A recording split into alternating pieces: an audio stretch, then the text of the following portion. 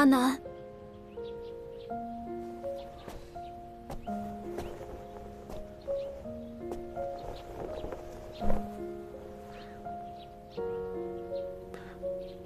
墨仙终于回家了。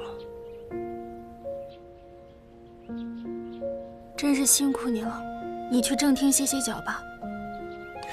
不用了，这是包公子和翟少侠的补药，另有1剂佐药，我明日送来，你们多多保重。多谢。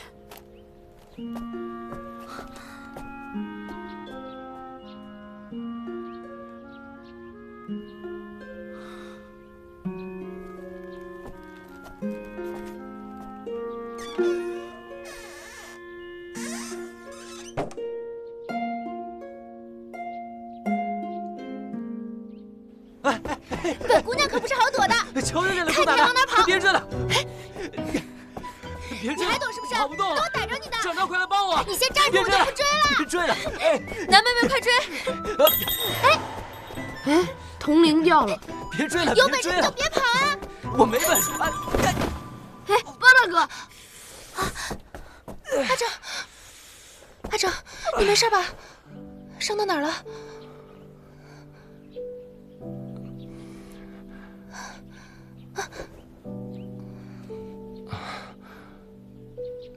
没事，你没事就好。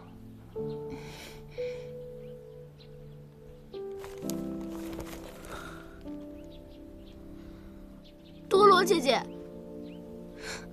多罗妹妹，你怎么来了？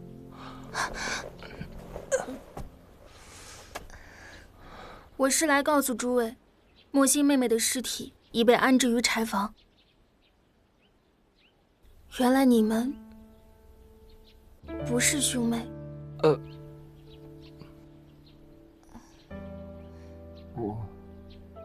这下出大事了。终究是我太傻，被人玩弄于股掌之间，却不自知。哎，其实我比你更傻。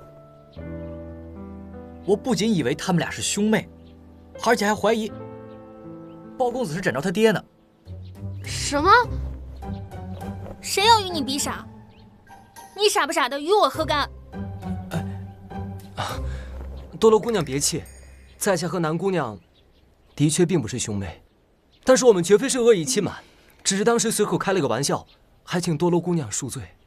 你们2人是何关系，与我无关。包公子若心中有愧，不如尽快离阵，还敝地一个清净。多罗妹妹，你听我说，傻子才是你妹妹。都怪你，谎话张口就说，以为自己是人精啊！现在好了吧？你说真话都像是谎言。就是，在下本以为包君一向七亲磊落，没想到你竟会以情谋事。你不仅辜负了多罗姑娘一腔恩义，也欠在下一个解释。这还有个补刀的呢。哎，你到底是为多罗姑娘抱不平，还是替你自己讨公道？我一箭双雕不成啊！哦，就兴你招猫逗狗，啊，就不兴我狗急跳墙啊！你别无理取闹好不好？不好！哎呀，好了好了，都是我的错，我哪知道他那么不经斗啊！光顾着闹了，差点把这个忘得一干二净。包大哥，这都被你给踩碎了。哎，这铜铃里好像藏了什么东西。的确有异物。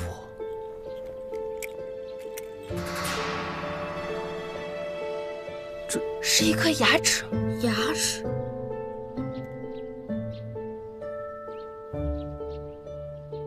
看这样子，你们说这会不会就是猫妖的牙齿？你连货真价实的猫妖都未曾见过，何来妖齿一说？这是人的牙齿吧？这更像是一颗年轻女子的牙齿。啊，从一颗牙齿也能判断出男女年纪？大部分的牙齿都能辨别年纪，因为年纪越大，牙齿磨损的程度就越大。当然，这些要结合个人生活环境和饮食习惯来判断。比如有些地方饭食软糯，牙齿的损耗程度就会相对减少。那如何辨别男女？也并非所有牙齿都能准确判断出来男女。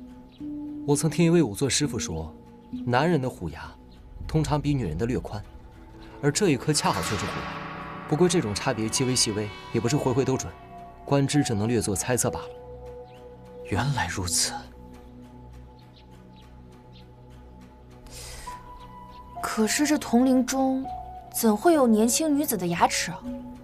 我听说民间某些地方有习俗，有一些人会把换下的牙齿收藏起来。你17、18来换牙？我就是随口那么一说，你怎么这么喜欢抬杠17、18不换牙，这会不会是死人的牙齿啊？这要是活人的，那就更可怕了。为什么？你想想，这样好好的牙齿，要是活生生的给它拔下来，包大哥，你先别说了。你和南天竺还真是天生一对儿，一个正儿八经的吓唬人，一个傻了吧唧的忽悠人。哎，你才傻呢！我们聪明人就喜欢装傻充愣，像你这种真傻的才爱自作聪明。哎，你去哪儿？去找你家多罗赔礼道歉啊！我自己刨的坑，可不得自己埋吗？走了。我警告你们，你们要是再欺负多罗姑娘，本公子就不护着你了。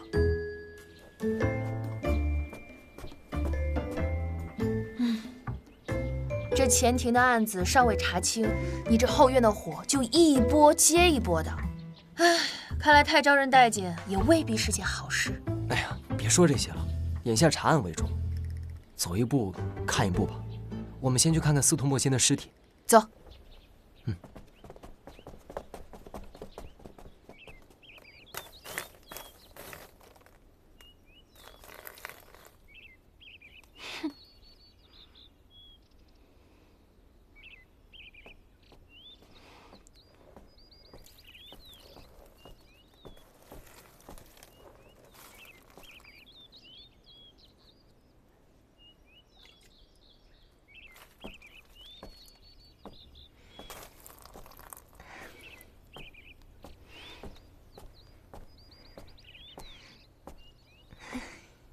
多罗妹妹，哎，姐姐找你找的好苦啊，可算是没来迟。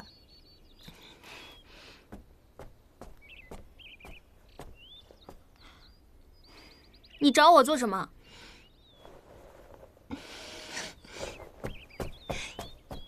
向你赔罪啊！都是姐姐犯浑，伤了妹妹的心，还请妹妹大人不计小人过。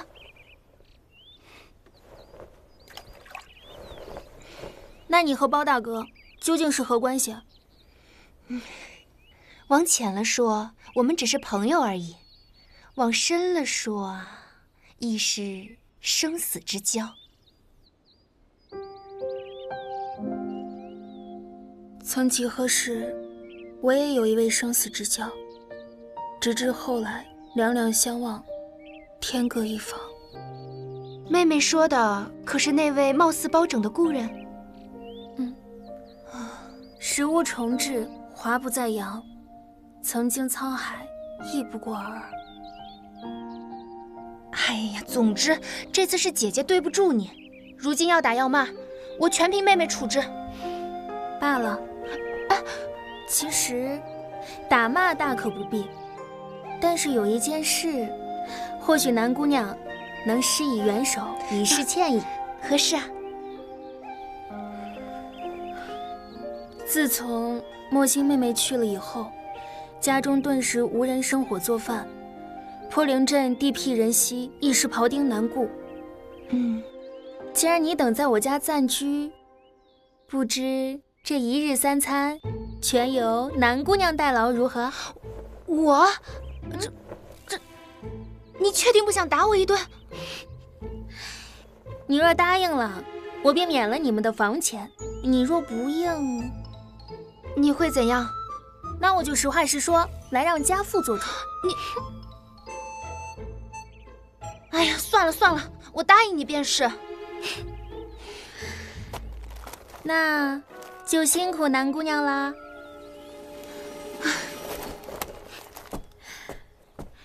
其实你等之去留，不在家父的一念之间，而是在于包公子的用案之中。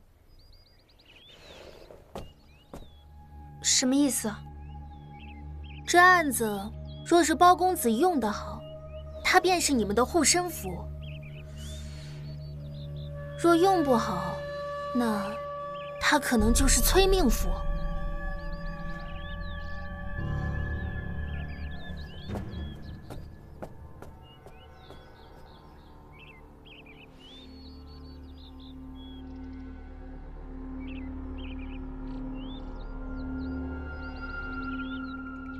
昨日莫心姐姐还好好的，没想到竟会突然一命呜呼，不免令人扼腕。先别急着扼腕，说不定想让我们一命呜呼的人就是他呢。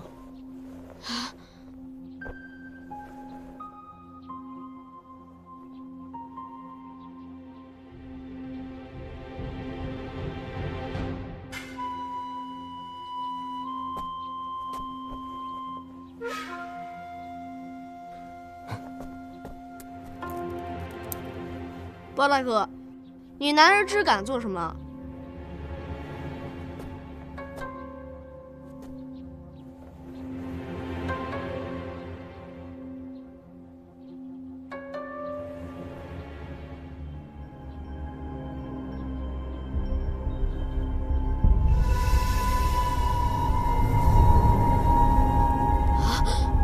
他的牙齿怎么变成黑色的了？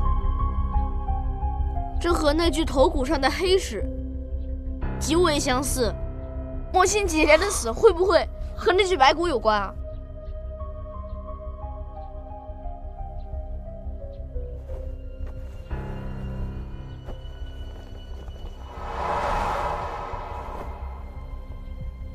哎，这纱布似乎不太对劲。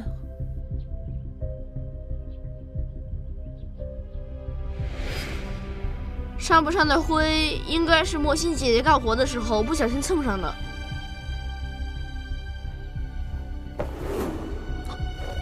他的手指甲竟然也是黑的。哎，包大哥，这手的指甲也是黑色的。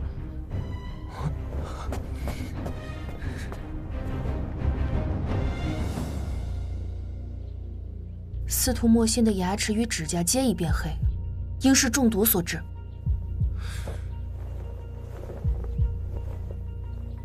如此看来，莫心姐姐和那具白骨主人，他们生前中的可能都是同一种毒。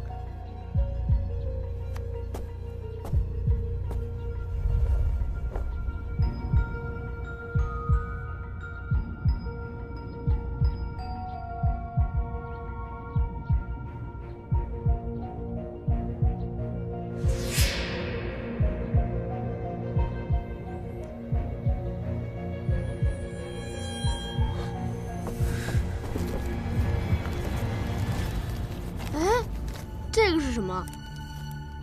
祭典3日，巫山林深处，于中某时，魔影会幽灵。这张字条应该是有人写给莫心姐姐的吧？也许吧。魔影会幽灵，如果说魔影就是破红魔，那幽灵会是谁呢？这巫山林又是什么地方？我们之前看过地图，未发现像巫山林的地方。哎，阿软，你可还记得昨夜莫心前往祭坛时，手中是否携有那具白骨？他前往祭坛时，手中曾提着一只袋子，其中应是装有白骨。明天啊，就是祭典后的第3日，他们真的会在那里现身吗？哎，司徒多罗应该知道巫山林在何地方，不如我们去问问他。那你们先回屋吧，我这就去找他。哎，包大哥，你多保重。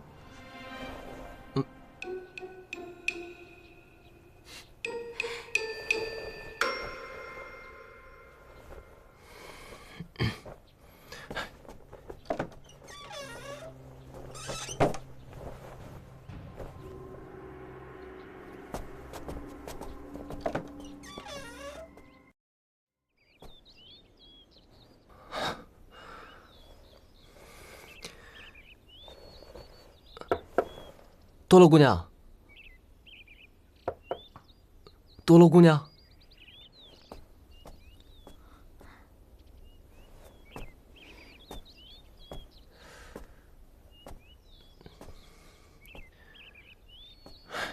不在也好。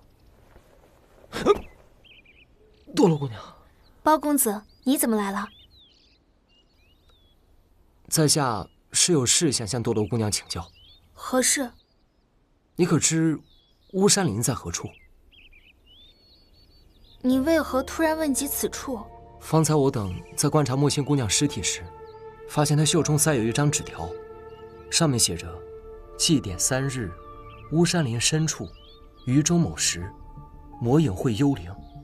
在下怀疑巫山林中或有莫心姑娘一案的线索。你是打算明日去巫山林探探究竟？是。既然此行事关妹妹一案，那明日我带你们前去，届时你们自然会寻得巫山林。在下担心，明日你一旦涉足巫山林，将会安危难测。纵是穿林赴险，你个外乡人都不怕，我怕什么？既是如此，便有劳姑娘了。公子客气，若无他事，公子请回吧。多罗姑娘，之前向你扯谎一事，是在下有愧于你。自我等入镇以来，你一直对我等照拂有加，此番恩情，在下会铭记于心，此生难忘。此生太长，我们终是过客一场。对于自己保证不了的承诺，劝你还是默许的好。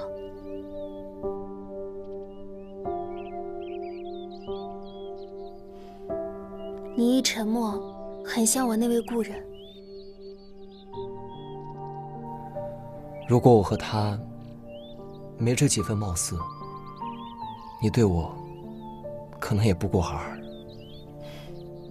其实我先前喜欢你，不只是因为你与他的相似，还有你和他的不同。公子放心，我定会尽全力助你们查案，不只是为了你，也是为了我的家乡。此前种种皆成过往，希望在余下的时间里，我们仍是朋友。若能如此，已是在下之幸。多谢你。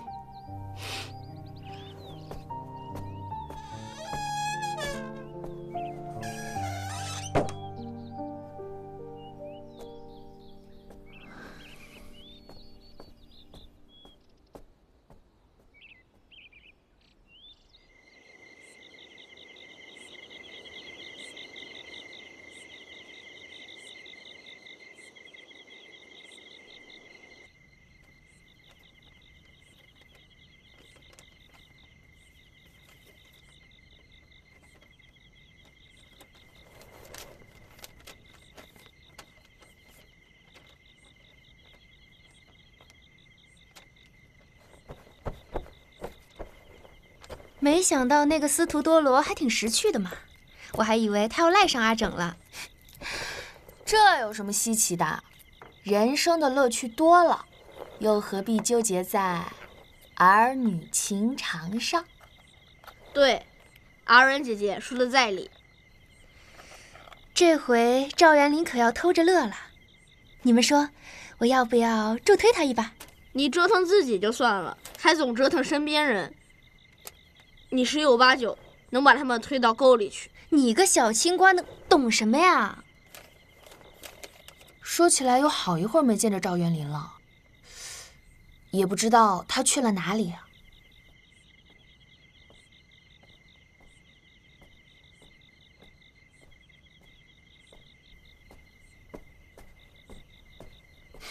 师伯，回来了。那我们要不要过去和他打声招呼啊？罢了，等明天吃早饭时再说吧。看赵元林的样子，好像心事重重的。嗨，明早他准又活蹦乱跳了。伯乐哥，给你吃这个。好。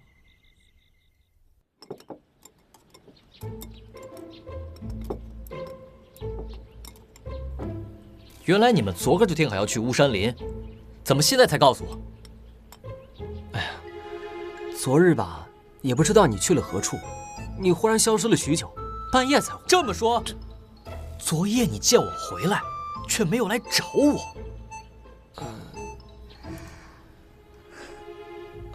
是，但是你可知，在下虽然是贵为京城第2小才子，但终究是个多愁善感的少年。你得向我道歉。我向你，你咋那么喜欢人家给你道歉呢？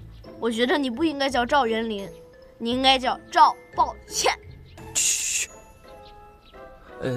其实啊，这趟巫山林之行，赵兄不必与我们前去，因为这巫山林它我已经原谅你了。我没和你道歉啊。我感应到了你的歉意啊！放心，稍后我与你们共赴巫山林。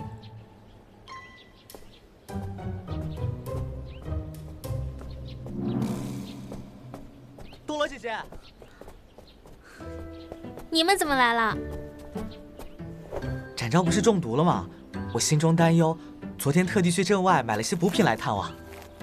你们真是有心了。这是包公子和展少侠的补药吧？正是。我来拿着吧。不用了，咱们进去吧。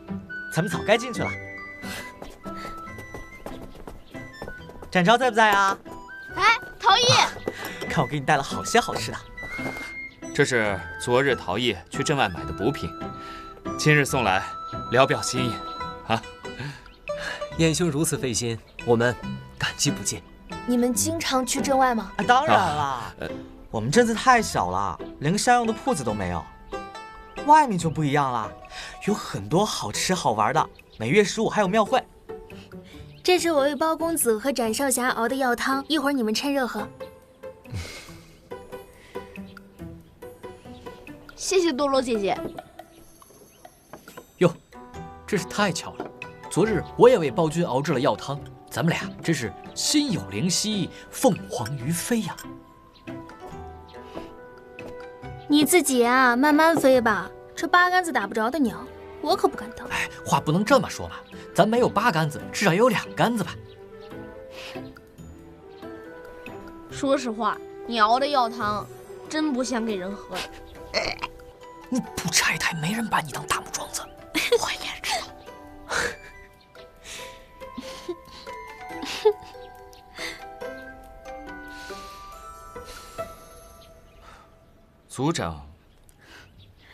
族长和夫人现在怎么样了？自从莫欣妹妹去了以后，我爹总把自己关在书房里，我娘受了惊吓，一下子就急犯了。那夫人没有大碍吧？就是头疼，吃过药，休息几日就好了。哦，那就好，那就好。哎，展昭，待会儿咱去镇子外玩吧，那可比留着吃药有意思多了。不行，我还得去巫山林呢。巫山林嘛，在下倒是听说过这个地方。听闻巫山林位置偏僻，人迹罕至，而且林中犹如迷宫，蜿蜒曲折，危险得很呐。暴君怀疑巫山陵或许有关于案情的线索，故而我等要前往验证。那不如也带上我们一起吧。你们看我表兄，又高大又结实，还会施拳脚功夫，带上我们不亏的。我去就行了，你去干什么？我有去。你就是啊，小桃子，就你这小身板可不行。我行的，小林子。哎，罢了，腿长在他身上，即便现在不让他去，等会儿也得跟着。包兄啊，就让我们同行吧，说不定能帮上什么忙。那，好吧。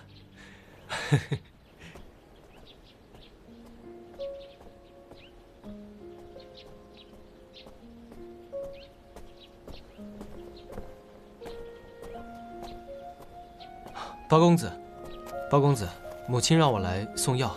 哦，有劳了。原本啊，昨日就应该送来，却是因为里面少了一味药材，花了些时间买药，这才耽误了一日。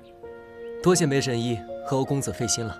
其实我们现在的身体也并无大碍，补养并不急于一时，晚2日也无妨。既然如此，各位先用早膳，稍后再见。哎，好，走。既然药已送到，那在下就先告辞了。多谢。那你们先吃，一会儿去偏厅找我们便是。好，啊，这块栗子酥多谢可好吃。多谢，我也有好多私藏，回来都分你一些。那感真好。给你，个儿大皮儿薄，还是椒盐味儿的。前方树木渐密，这已是巫山陵附近了。大家注意，等会儿按照记述的办法留下记号。好。走吧。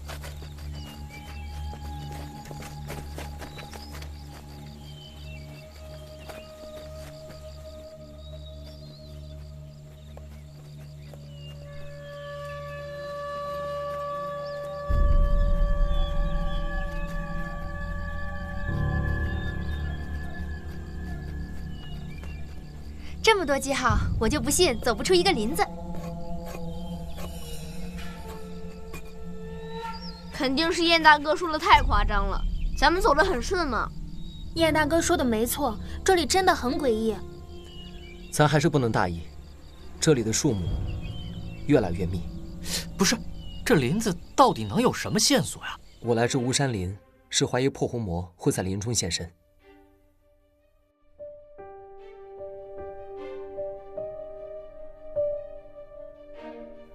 暴君可发现有什么不妥？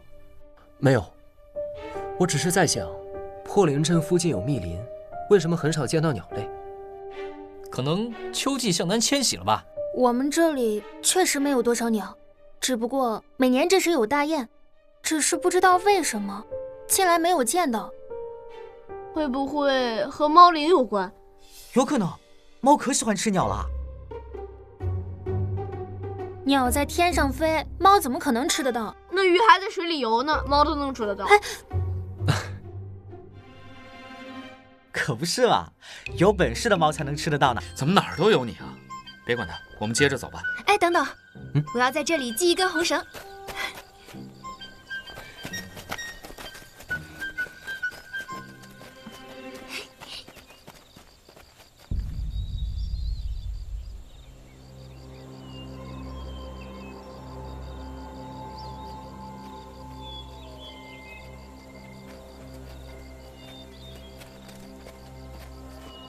你说那破红魔会藏在哪儿呢？都已到了将午之时，可是咱连他的影儿都没见着啊！说不定啊，破红魔就在前面等着咱呢。哎，这些小花还挺好看，没想到这偏僻的地儿竟能生出如此小巧玲珑的花。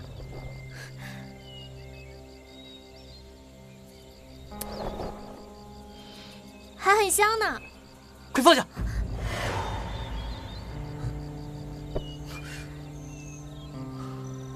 幸好手上没有伤口。赵兄，此花有何不妥吗？此物名为花溪草，平常情况下对人无害，一旦遇上伤口，便显其猛烈毒性，催人速死。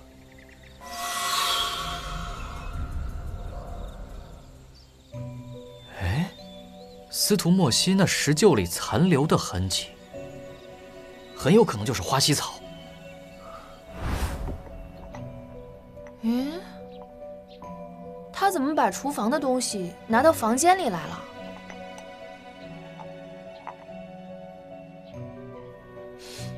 这蒜臼竟然有香味儿。那如此说来，司徒莫心房里的花溪草，可能源于此地。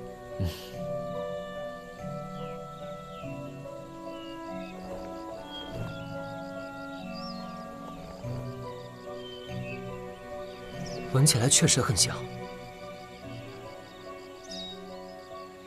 可他捣碎花溪草干什么？捣碎毒花还能干什么？肯定是想下毒呗。莫心妹妹平时很少与人接触，更不会与人结仇，她怎么会杀人呢？她是不与人结仇，可架不住有人为难她呀。我看她要是想杀人，指不准第一个杀的就是司徒夫人。若有人为难了南姑娘，你会动杀心吗？当然不会啊，我又没鬼鬼祟祟藏毒花。莫心妹妹未必知道这就是毒花，而且南姑娘别忘了，现在被杀的可是莫心妹妹。哎，咱那个都少说一句，行不？咱们还是赶快寻找破红魔吧，只怕耽搁时间越久，越难找到回去的路。我们一路上做了很多记号，若不出什么意外，1个时辰之内就能走出巫山岭。这棵树上怎会有我刻的记号？这怎么可能啊！我们不是刚到这儿吗？还未来得及做记号。陈少，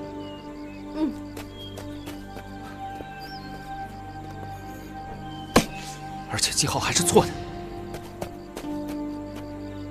王大哥，我们来时做的记号不见了。